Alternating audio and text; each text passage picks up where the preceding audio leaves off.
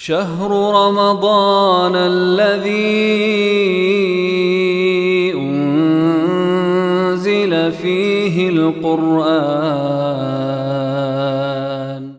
السلام عليكم ورحمة الله وبركاته. بسم الله الحمد لله وصلى الله على رسول الله بعد. Fadhila za siku 10 za mwisho za mwezi wa Ramadhani. 10 la mwisho wa mwezi wa Ramadhani kuna fadhila nyingi na kuna mambo mengi ambayo Waislamu ni wajibu wetu, inapendeza kwetu, ni vizuri kwetu kuyajua. Miongoni mwayo Mtume sallallahu alaihi wasallam alikuwa anajitahidi kukesha katika siku hizo akifanya ibada. Alikuwa akikaa muda mrefu katika siku 10 za mwisho akifanya ibada, anaamrisha familia yake kwa ajili ya kufanya ibada. Lakini pia katika hizi siku 10 za mwisho kuna usiku ambao ni bora kuliko miezi 1000, Lailatul Qadr.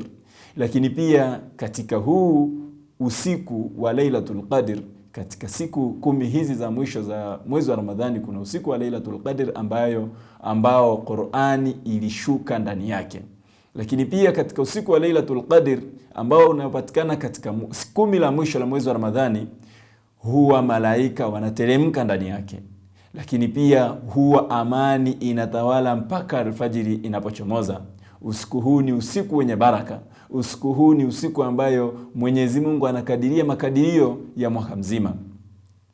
Usiku huu ni usiku ambao Mtume amesema, man qama lailatal qadr imana wa ihtisaban ghufira lahu ma taqaddama min dhanbi. Atakayesimama katika lailatul qadr akifanya ibada, basi anasamehewa madhambi yake aliyoyatanguliza. Lakini pia ni sunna kufanya itikafu, kukaa itikafu katika siku 10 hizi za mwisho, kwa sababu Mtume sallallahu alaihi wasallam alikuwa akikaa itikafu katika siku 10 za mwisho. Tunamwomba Mwenyezi Mungu atujalie katika watu ambao wanaosikiliza na kufanyia kazi. Assalamu alaikum wa rahmatullahi wa barakatuh.